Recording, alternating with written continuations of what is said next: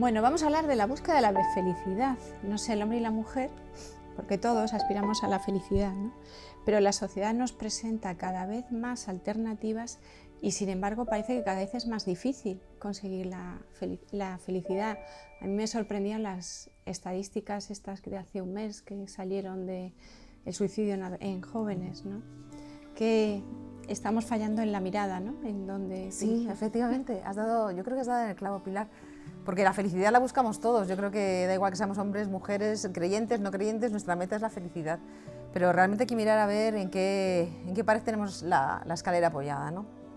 Porque ahora mismo tenemos un mundo, una sociedad que ha renunciado mucho al uso de la razón, que lo basa todo en sentimientos, en emociones. Y bueno, pues la verdad es que estamos lanzando al mundo a los jóvenes, yo diría que en carne viva, ¿no? En el sentido de que la única referencia que tienen son sus sentimientos. Y los sentimientos se los lleva el viento, vienen, van, y no son algo seguro a lo que puedan aferrarse, ¿no? Yo creo que es la angustia mayor de este momento hipermoderno, es la angustia del vacío, de la falta de referentes, ¿no? Entonces, bueno, pues la felicidad es un estado, no depende de los sentimientos en el sentido de que, bueno, ahora estoy contenta y soy feliz, ahora estoy triste y soy infeliz, sino que realmente tiene que ser un estado de vida que se mantenga a pesar de los sentimientos. Y ahí entra la razón y ahí entra el ejercicio de la voluntad, que no están en absoluto de moda actualmente. ¿Cómo ha llegado el deseo a convertirse en ley? Es algo que nos sorprende a todos, sí, porque realmente el derecho, la ley siempre ha sido, si nos remontamos a Santo Tomás de Aquino, el derecho es el uso de la razón para conseguir el bien común, pero ante todo el uso de la razón.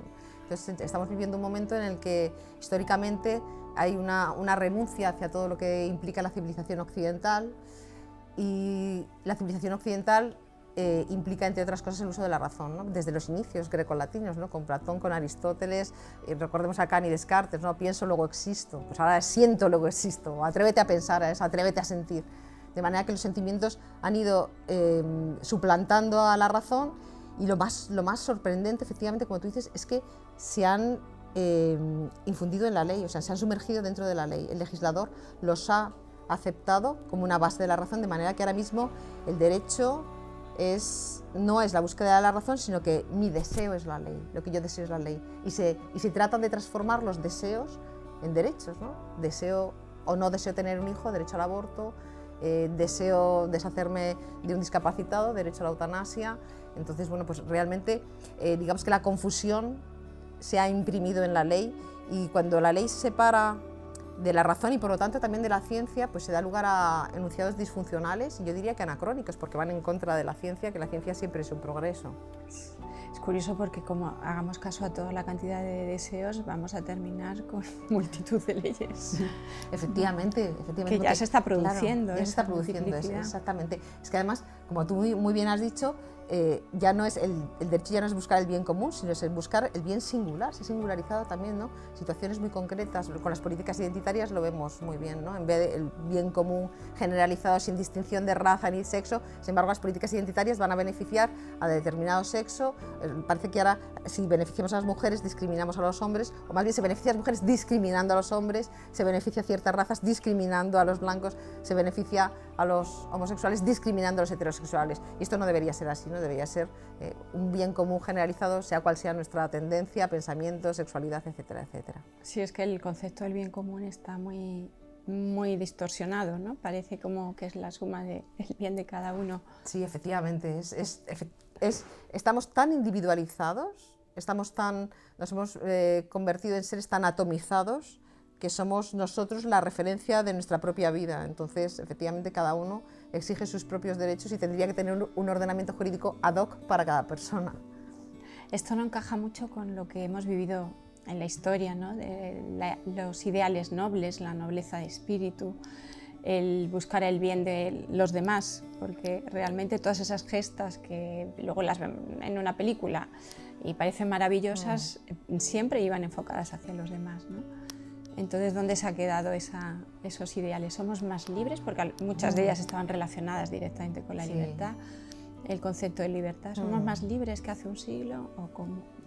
¿Dónde estamos? Sí, bueno, yo creo que hemos ganado en independencia, pero hemos perdido en libertad. Hemos perdido en libertad en el sentido de que para ser libre hace falta límites. Parece una contradicción, pero libertad y límites van radicalmente unidos, porque necesitamos límites para ejercer la libertad. Es decir, esto un adolescente lo tendría muy claro. Cuando a un adolescente se le prohíbe salir de casa, él ejerce su voluntad o ejerce su libertad para transgredir los límites. Están ahí para ser transgredidos o no, para ser obedecidos o no. Entonces, si no hay límites, realmente vivimos en el limbo en el que no hay nada que esté bien, no hay nada que esté mal, todo está permitido, de manera que estamos un poco perdidos, ¿no? Genera una sociedad muy neurótica. Y realmente la libertad necesita esos límites, ¿no? Para ser transgredidos. Y por otro lado, estamos viviendo un momento en el que han surgido nuevas esclavitudes. La esclavitud, por ejemplo, de la falta de raíces, como muy bien dices, ¿no? La falta de raíces que se debe a que en estas últimas generaciones o en estos últimos decenios se han ido eliminando todo lo que tenga que ver, hemos dicho también con la razón en la civilización occidental, pero también todo lo que ha tenido que ver con la tradición judio-cristiana, ¿no? En la tradición judio-cristiana nos enseñó un modo de libertad que no es dar rienda suelta a los instintos más básicos del ser humano, que eso nos animaliza al fin y al cabo, sino que es un tipo de libertad, la libertad de atarse por amor, ¿no? Que yo creo que es algo precioso, ¿no? Abrazar el vínculo por amor, o sea, y es una libertad en la que uno lo da todo por los demás, porque tiene además un sentido de pertenencia, porque la tradición judio-cristiana, si algo nos enseñó, es la familia, que nos da un sentido de pertenencia y de hogar, y la propia Iglesia también nos da, seamos o no creyentes, nos da un sentido de lo sagrado, un sentido de pertenecer a.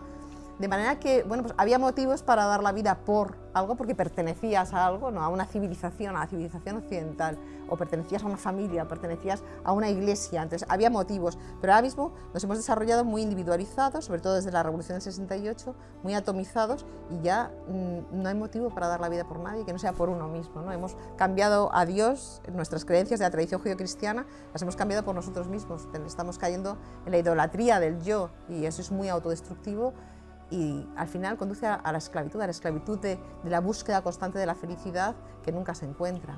¿Qué es lo más esencial de la mujer? Que no tenemos que traicionar o dejarlo de lado, más bien. Bueno, yo creo que todo ser humano, hombre o mujer, tenemos una esencia, y es una esencia que está hecha de naturaleza y de cultura, las dos cosas, ¿no? Entonces, bueno, nuestra esencia, la esencia femenina, nuestra naturaleza está relacionada con la capacidad que tenemos como mujeres de ser madres, ¿no? Nuestro cuerpo está preparado para engendrar vida, lo realicemos en acto o no, lo materialicemos o no, es decir, no hace falta tener hijos para tener esa, digamos, esa huella psicológico-materna que tenemos todas dentro, ¿no? Porque la biología nos ha hecho así. Y eso nos incita a tener una predisposición hacia la vida, una predisposición hacia la humanización de la vida, ¿no? Que decía Juan Pablo II, o lo que Jutta Burggraf llamaba la ética del cuidado. Nos induce pues, a nutrir, a comprender, a colaborar, a comunicar, a ser solidarias, a empatizar muchísimo, ¿no? Hay pruebas preciosas médicas desde recién nacidas hasta octogenarias. La empatía es algo muy propio de la mujer, ¿no? Muy biológico. Y bueno, pues realmente tenemos esa esencia, ¿no? Entonces, bueno, esa es una parte de la esencia que tenemos femenina en relación con la naturaleza, pero también tenemos una esencia que viene de la cultura, que viene de nuestras raíces, ¿no? De las raíces de la civilización occidental, de las raíces de nuestra propia familia. Todos llevamos una mochila llena de bagaje cultural y educativo que nos ha dado la familia, y que eso es maravilloso. Por desgracia ahora se está rompiendo la esencia, se está desapareciendo la esencia porque se renuncia a todo lo que sea biología o naturaleza. Este nuevo movimiento que considera, por ejemplo, que el género es fluido, que el ser mujer es un sentimiento y que la feminidad es una construcción social, niegan que haya una mujer de nacimiento con una influencia biológica o natural, y también se niegan las raíces, ¿no? De la civilización occidental, las raíces que hayamos podido absorber de nuestra familia, ¿no? Que ha sido nuestra esencia también, porque la familia ahora se ha subjetivizado, está rota, digamos, ¿no? Antes sabíamos que la familia era un padre y una madre y en su caso unos hijos, pero ahora la familia es lo que yo quiero que sea la familia, se ha subjetivizado. Entonces, bueno, pues puede ser de muchos tipos y muchas variedades, pero realmente cuando está deconstruida, deja de ser ese hogar o ese lugar al que podíamos volver porque sabíamos que íbamos a ser aceptados, no a pesar de nuestras imperfecciones, sino precisamente por nuestras imperfecciones, ¿no? Pero todas las leyes realmente van en contra de la familia, o sea, toda la legislación al destruir la vida, ¿por qué ese empeño en destruir la familia? Sí, bueno, quizás porque hay una idea de que la familia, con esa heterosexualidad o esa alteridad sexual de hombre y mujer, pues representa o es el mayor exponente de esa lucha entre los sexos, ¿no? Y que es justamente el lugar donde la mujer se va a ver oprimida y humillada y va a ser sometida a la tiranía de la procreación, como decía Simone de Beauvoir, ¿no?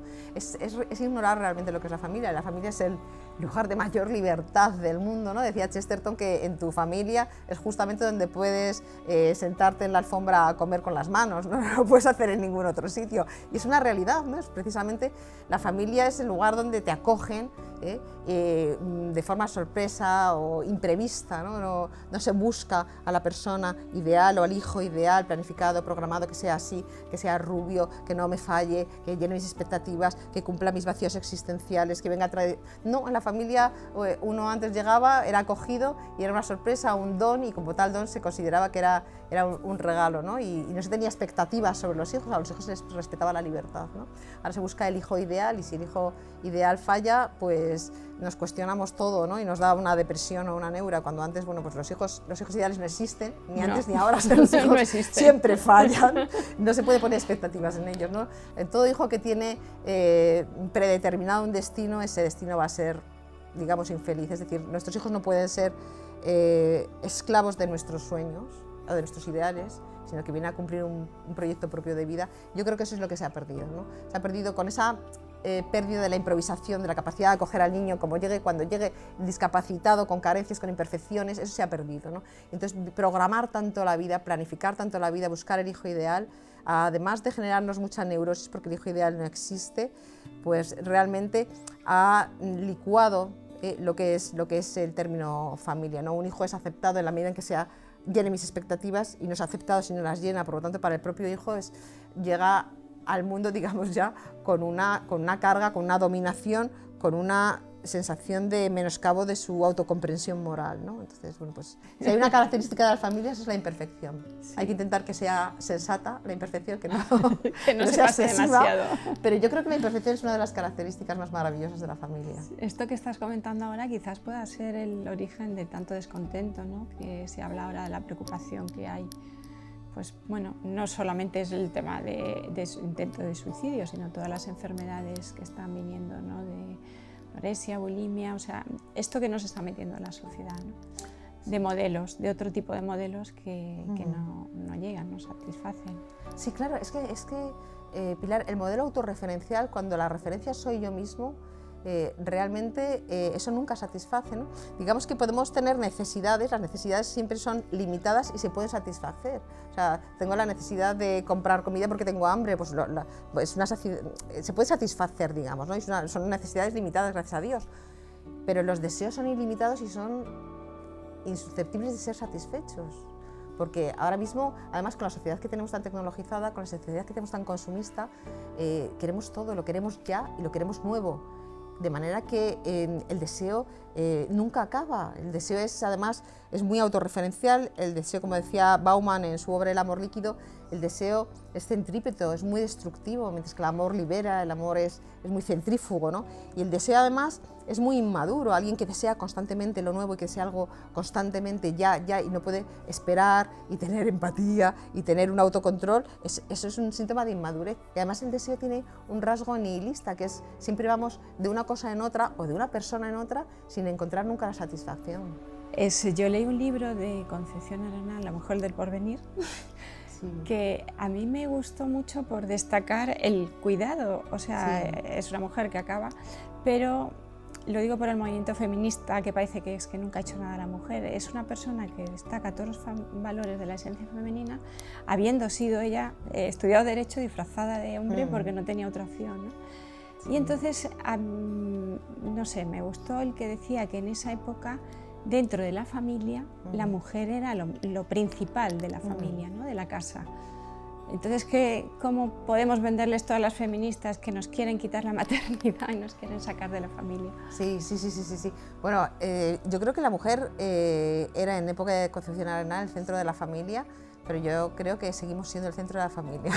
Sí, lo que hay que destacar era el respeto que se la tenían. Quiero decir que las feministas deberían saber el poder que tenemos dentro de la familia, que es tremendo, ¿no? Parece, piensan que la familia nos desapodera, pero la familia nos empodera muchísimo, ¿no? De hecho, ahora mismo la familia, entre comillas, que más está creciendo es la de madres solas, es decir, mujeres que deciden tener hijos en soledad, es decir, tienen hijos con una separación absoluta de la sexualidad del amor y de la sexualidad del compromiso y de la sexualidad incluso de la reproducción, ¿no? Porque muchos los tienen por técnicas de reproducción asistida y entonces, bueno, pues efectivamente la mujer es muy poderosa. Lo que pasa es que, como bien dices, ese poder lo hemos ido declinando hacia un aspecto más sombrío y más perverso, que no podíamos llegar a imaginar, ¿no? Ese poder que teníamos la mujer de centralizar, de organizar, de que la vida familiar fuera en torno a nosotras, ¿no? Que es verdad que éramos el termómetro, somos el termómetro. Cuando la mujer falla, cuando la madre falla, pues todo como se desmorona, ¿no? Entonces, bueno, pues es mejor que no fallemos en ese sentido, ¿no? Pero ese poder tan bonito que teníamos las mujeres de mantener la alegría de la casa, ¿no?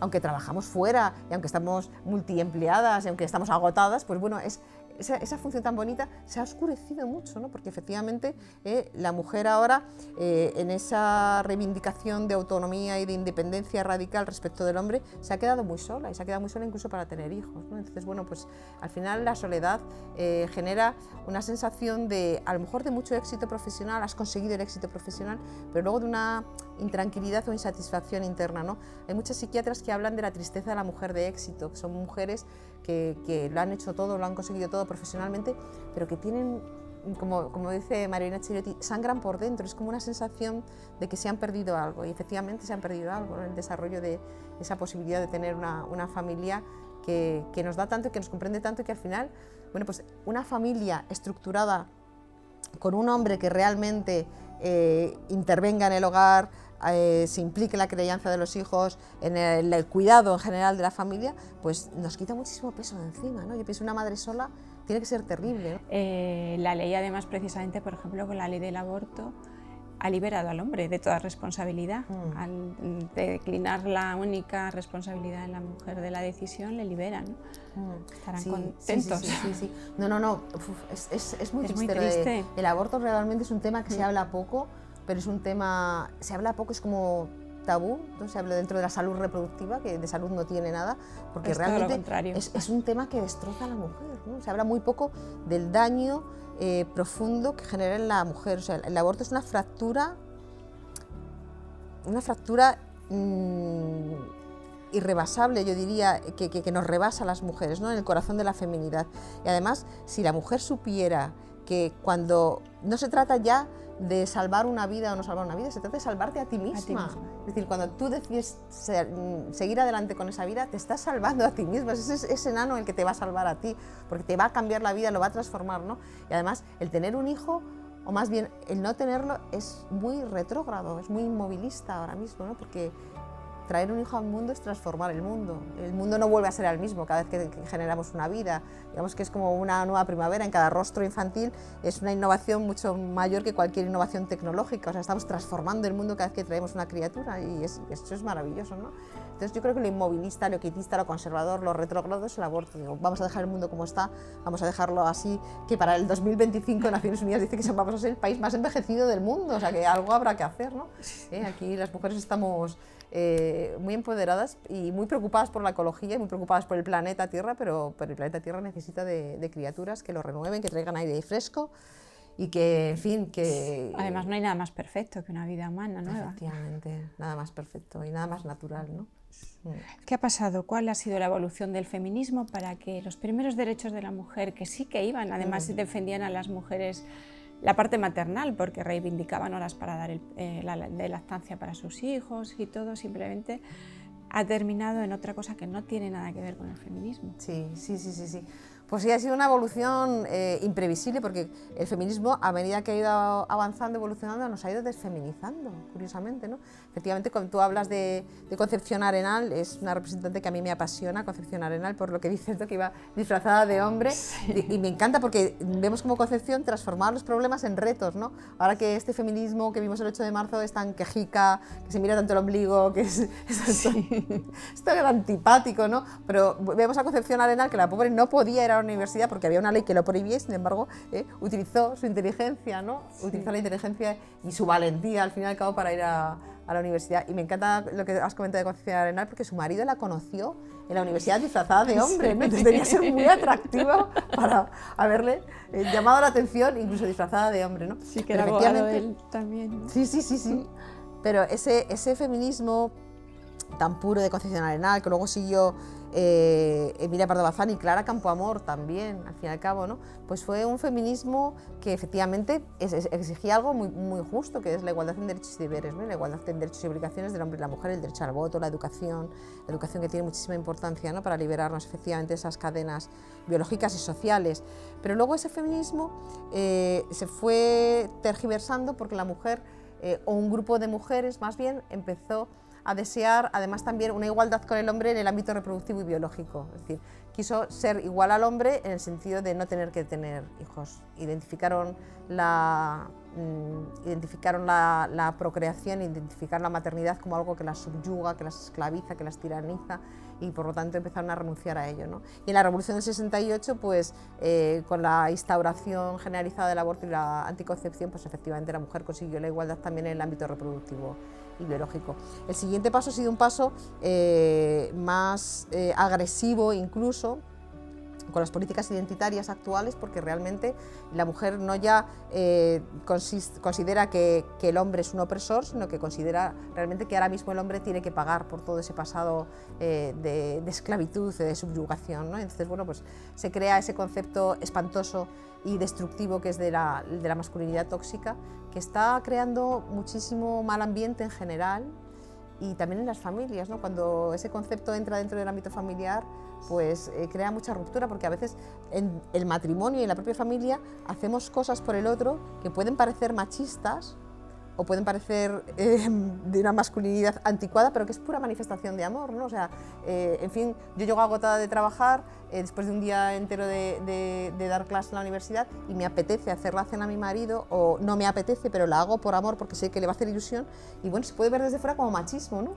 Mis ojos me lo dicen, Pilar, me dice, eso es machismo. Y digo, no, esto es amor, es que estamos confundiendo términos, ¿no? O que mi marido me acompaña a un viaje que tengo de trabajo, pues no lo hace como para protegerme, lo hace porque sencillamente le apetece estar conmigo y acompañarme. Y no es un patriarcado ahí proteccionista y opresor. Entonces, bueno, eso se ha tergiversar el amor mucho, me parece muy triste, ¿no? Que hay manifestaciones realmente de amor que no son machismo ni son feminismo, sencillamente, bueno, pues lo hago, aunque no me apetece, pero lo hago por ti, ¿no? Es que el amor realmente es eso, es, digamos, tener el prejuicio psicológico de pensar en el otro antes que en uno mismo, y eso lo hemos perdido. Ahora mismo es un amor autorreferencial, es lo que yo necesito, lo que yo quiero, cuando yo lo quiero, y mientras lo sienta, en el momento que no tengo sentimientos, sí, y realmente dentro del matrimonio hay muchas cosas que hay que hacer sin sentimientos. Me estoy acordando de una letra de una canción de Julio Iglesias, sí, que dice, fue siempre más feliz quien más amó. Eso es la realidad, ¿no? Al final es siempre más feliz quien más ama, o sea que en realidad nos estamos retroalimentando de felicidad. Totalmente. El tema de la conciliación, que es otro problema al que nos enfrentamos, porque es verdad que al estar los dos trabajando, ya no solo por la maternidad, sino también porque bueno, luego viene la etapa de los abuelos, que es otra etapa, entonces pues ¿cómo se te ocurre alguna idea? Porque desde luego actualmente no funciona mucho. Sí, no, estamos estresadísimas. Cuando estamos en el trabajo pensamos en los niños o en los padres, como muy bien dices, que es que ahora nos toca, efectivamente, como las generaciones cada vez se alargan más, pues nos toca al final niños, padres, todo mezclado. Y cuando estamos con los nuestros pensamos que nos hemos dejado cosas en el trabajo. Cuando estamos en el trabajo estamos pendientes de los nuestros y no nos damos permiso. No nos damos permiso para ser felices, las mujeres estamos siempre estresadísimas, ¿no? Entonces la conciliación, yo creo, fíjate Pilar, que lo primero que tenemos que hacer es pararnos en este mundo de turbotemporalidad y la generación ya y que todo tiene que ser tan rápido, y pararnos Y conciliar con nosotras mismas lo primero, es decir, pararnos y decir, vamos a ver, conocernos a nosotras mismas, hechas de naturaleza y cultura, y por lo tanto esa naturaleza, ¿no? Decir, vamos a ver, es que yo, esta sensación que tengo de que estoy dejando a mi hijo o de que no atiendo a mis padres adecuadamente, es una sensación que me hace débil, no, es una sensación femenina, es una sensación que la llevo en cada una de las células de mi cuerpo, porque soy mujer y tengo esa necesidad de la ética del cuidado. Entonces, bueno, darle un poco rienda suelta a esa feminidad que tenemos dentro, ¿no? Dar prioridad a las relaciones personales en los momentos en los que realmente nos exige nuestra presencia, ¿no? Sin pensar en que bueno, pues vamos a perder el tren de lo profesional, ¿no? Porque realmente en lo profesional siempre se puede retomar ese tren, pero en lo personal ese tren a veces es difícil, ¿no? Cuando un padre muere, cuando un hijo ha crecido, hemos perdido el tren. Decimos, bueno, es que este hijo cuando tenga 25 años ya no le conoces, ya no sabes quién es una persona desconocida para ti, ¿no? Entonces, bueno, pues realmente conciliar con nosotras mismas, con nuestra interioridad, ¿no? Recapacitar qué estamos haciendo con nuestra vida. Y yo creo que algo muy importante es reconocernos imperfectas, esa imperfección, ¿no? Porque hay un mantra social que nos dice que tenemos que ser perfectas y que lo profesional nos tiene que ir fenomenal y que lo personal también y que tenemos que conciliar y que la conciliación es el equilibrio. Bueno, yo creo que el equilibrio no existe, esto es imposible, y bueno, pues que somos imperfectas y dentro de nuestra imperfección, pues un día llegamos a más en el trabajo, otro día llegamos a menos y que, bueno, pues efectivamente no podemos dar el 100%, ¿no? Y darnos libertad de carácter para poder tomar decisiones que no van a ser comprendidas, porque ahora mismo la sociedad en general y este feminismo tan radical que hay no comprende que una mujer eche marcha atrás una profesional para dedicarse un poco a lo personal. Pues voy a cuidar de mi familia, voy a cuidar de mis padres, voy a cuidar de mis hijos, voy a cuidar de mi casa, voy a cuidar de mi marido, voy a cuidarme a mí misma, que también nos hace falta, ¿no? Sí. Entonces no lo comprende, ¿no? Es como, no, eres débil, eres dependiente, estás volviendo a una generación ya pasada que no existe. No, estoy retomando mi esencia, estoy volviendo a una conciencia no culposa de mi naturaleza. Eso es. Y luego la conciliación, para conciliar realmente, lo importante también es hacer pareja. Yo creo que es fundamental, ¿no? Conocernos mucho, hablar mucho, para hacer efectivamente un reparto natural y dentro del amor, ¿no? Decir, bueno, pues hoy tú, mañana yo y pasado tú y dentro de un año yo. O sea, esto hay que hablarlo, la comunicación. Sí, además hay muchas veces el papel de cada uno es... Pero esa pérdida de la masculinidad es un problema. Tú lo has dicho por las familias, pero en la sociedad también, o sea, es un problema el que un hombre a lo mejor sea demasiado masculino en una forma de expresarse o lo que sea en la calle, ¿no? Ya parece que hay un... Sí, hay un problema. Fíjate, lo de la masculinidad tóxica empezó siendo un término que se empezó a utilizar en el ámbito académico, en el ámbito universitario, pero que ha sido, digamos, absorbido por los gobiernos y organismos internacionales con una facilidad tremenda. Y en los últimos años la Asociación de Psiquiatría la Asociación de Psicólogos Norteamericana lo ha llegado a designar como todos esos atributos propios de la masculinidad natural, digamos, o sea, propios de la masculinidad del heteropatriarcado de toda la vida, o sea, pero eran positivos y ahora, sin embargo, son masculinidad tóxica. O sea, todo lo que implicaba estoicismo, valentía, fortaleza, defensa del débil, transmisión de valores, protección de la familia, eso es masculinidad tóxica. Entonces tenemos un problema. Pero vamos a ver, ahora con el acontecimiento ucraniano lo estamos viendo. Es decir, ¿quién puede salir de Ucrania? Mujeres y niños. Claro. Los hombres están allí. Yo recuerdo que me impresionaron mucho las declaraciones de dos chicos ucranianos, dos señores, llevan 25 años en España, que volvían a Ucrania. Y cuando les preguntaba al periodista, ¿por qué volvéis a Ucrania? Lo primero que dijeron es que somos hombres. Somos hombres, tenemos que defender nuestra patria y a nuestras familias. O sea, esa sensación de me corresponde porque soy hombre, ese estoicismo, esa fortaleza, la hemos perdido. Entonces, realmente hemos ganado en hombres con más empatía, más afecto, más ternura, que es maravilloso. Eso viene muy de la Revolución del 68. Han aprendido a ser un poco mujeres, es buenísimo. Pero no pueden desechar todo ese bagaje natural de fortaleza, de valentía, porque lo necesitamos. O sea, nuestras hijas necesitan padres fuertes que las den seguridad, ¿no? O novios fuertes que las den seguridad en un momento dado, que sepan protegerlas, ¿no? Estamos desprotegidas, más liberadas sexualmente que nunca y más vulnerables que nunca. ¿Cómo está la universidad? Bueno, pues la universidad está... Vamos a ver, la universidad yo he notado dos fenómenos curiosos. Un fenómeno que es el de que ha dejado de ser el núcleo de búsqueda de la verdad. Yo recuerdo cuando Benito XVI vino a España y nos dio una conferencia a los profesores universitarios en el Escorial, dijo la universidad tiene que ser el centro principal de búsqueda de la verdad. ha dejado de ser eso, ¿no? Porque realmente se ha convertido en el lugar de propagación de las ideologías, del activismo político. No es un lugar, ahora mismo es un espacio en el que ya no hay discusión, sino que se ha establecido una especie de dogmatismo blindado, de relativismo escéptico, de acuerdo con todo lo que es correcto políticamente, y lo que es incorrecto no se quiere oír, no hay un debate realmente, ¿no? Ya no te encuentras con alguien que te pueda decir no estoy de acuerdo, estoy generalizando mucho evidentemente, hay casos en los que efectivamente podemos tener debate y es estupendo, pero de una visión general ya es difícil encontrarte con alguien que te diga no estoy de acuerdo, vamos a debatirlo, sino que te encuentras muchas veces con alguien que te dice me estás ofendiendo, no hay nada que debatir, me la ofendes. ofensa gratuita esta que Me está ofendes. por todos lados. Entonces no hay discusión al respecto, que es lo terrible, ¿no? Entonces, porque realmente la universidad es el centro de vida de las hipótesis, de los debates, digamos, de la dialéctica, ¿no? Entonces, es tremendo porque, entre otras cosas, nuestros alumnos no aprenden a debatir, no aprenden a utilizar el lenguaje dialécticamente, no aprenden a utilizar su cerebro, es que sencillamente, o sea, es muy fácil decir me ofendes y ya está, o sea, ya tú tienes menor valor social y tienes menor autoridad moral porque perteneces a, pues eso, o más bien no perteneces a una minoría identitaria por raza, por sexo o por identidad sexual, ¿no? Entonces, bueno, como normalmente los varones blancos del heteropatriarcado, ¿no? Varón blanco y heterosexual, pues tienen poco que decir en el ámbito universitario. Yo, en la medida en que soy mujer, a lo mejor se me escucha un poco más, ¿no? Pero es verdad que te encuentras con esa falta de debate, con esa falta de dialéctica, pero en ambientes universitarios elevados, digamos, o académicos, y luego en respecto del alumno te encuentras con una infantilización del alumno. El alumno está muy infantilizado, el alumno está muy mediatizado también, le cuesta muchísimo tener o desarrollar espíritu crítico. Entonces el alumno es digo el alumno medio, yo tengo alumnos maravillosos, tengo unas mujeres súper fuertes y que quieren, digamos, ser líderes de la sociedad del futuro y es estupendo, ¿no? Pero es verdad que hay una masa de alumnado que le falta espíritu crítico, que se traga todo lo que le dices, que no cuestiona nada y que le falta ansiedad por conocimiento de la verdad, ¿no? Por el conocimiento de la verdad, de la con mayúsculas, ¿no? Sí. Y bueno, pues que se dejan llevar por la corriente, ¿no? Yo recuerdo cuando el Papa Francisco en Brasil dijo hace falta jóvenes valientes capaces de ir contracorriente, eso es lo que nos falta. Les falta valor también, hay muchos que efectivamente piensan distinto pero no se atreven a manifestar que piensan distinto porque el ambiente los puede devorar, ¿no? Entonces, bueno, pues la libertad, el espíritu crítico, la búsqueda de la verdad, yo creo que eso es lo que caracteriza a la universidad y que tenemos que retomarlo. Pero hace falta ser valiente porque hay que ir contracorriente precisamente.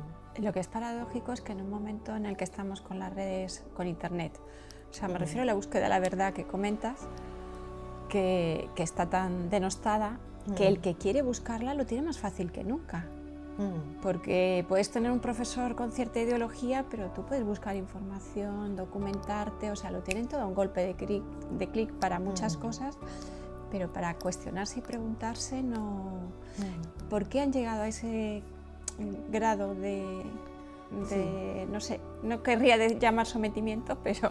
No, de aletargamiento más bien, ¿no? Están como aletargados, están un poco zombizados, ¿no? Van un poco como zombies, según les lleva la corriente, les cuesta... Pues mira, tiene mucho que ver, Pilar, con lo que hablábamos al principio, con el uso de la razón, se ha perdido el uso de la razón, ¿no? Entonces, ese me ofendes tiene mucho que ver con los sentimientos, son sentimientos, emociones, entonces esto me gusta, no me gusta, me ofende, no me ofende, lo siento como mío, no lo siento como mío, entonces, bueno, pues realmente no utilizan la razón, la han perdido. Entonces, estamos ante un alumno que no lee tampoco, que no se cuestiona cosas porque quiere ser uno más de esta masa, es un alumno además que no quiere ser incorrecto políticamente, que no quiere ser heterodoxo. Entonces, bueno, pues realmente nos está costando mucho conseguir que el alumno, sobre todo lo que te he dicho antes, que tenga espíritu crítico, que sea independiente de lo que es la corrección política, ¿no? Y hemos llegado a esto por lo que hemos dicho, la ausencia del uso de la razón y también la ausencia de la estructura familiar ha influido mucho también, ¿no? Yo creo que la estructura familiar es donde realmente ellos aprenden el autocontrol, donde aprenden la gestión del fracaso, donde aprenden a gestionar la frustración, donde se les enseña la carencia, ¿no? La carencia que es el motor del deseo a su vez, ¿no? Entonces, claro, cuando no hay una estructura familiar que les enseñe esto, cuando la estructura familiar les está diciendo desde muy pequeñitos lo maravillosos que son, lo ideales que son, que les está ayudando a no esforzarse porque se les da todo hecho inmediatamente. Yo conozco incluso una anécdota muy curiosa de una madre que daba un ibuprofeno a los hijos antes de que lloviera, veía las nubes y ya les daba un ibuprofeno por si acaso. Nos adelantamos a sus necesidades, pues son hijos realmente que bueno, pues que son los reyes, ¿no? Entonces, bueno, pues no están preparados para la frustración que supone el cogerte un libro, el pensar por ti mismo, como tú dices, al fin y al cabo es un esfuerzo y es el contracorriente, y no están preparados para eso, ¿no? Entonces están preparados para lo fácil, para lo que es ya, para lo que no me supone un problema. Entonces, bueno, yo creo que la estructura familiar de antes, en la que las normas, los límites, por ejemplo, se imponían límites, se ejercía la autoridad, se decía un no, eso ahora realmente, si leemos la ley de protección de la infancia que acaban de aprobar, es una ley tremenda porque no permite a los padres frustrar a los hijos, no permite a los padres llevar la contraria a los hijos. Es decir, si tú no puedes llevar la contraria a tus hijos, realmente es muy difícil conseguir que te acepte un no. Si no aceptan uno de un padre, no van a aceptar uno de un profesor, no van a aceptar uno de una autoridad.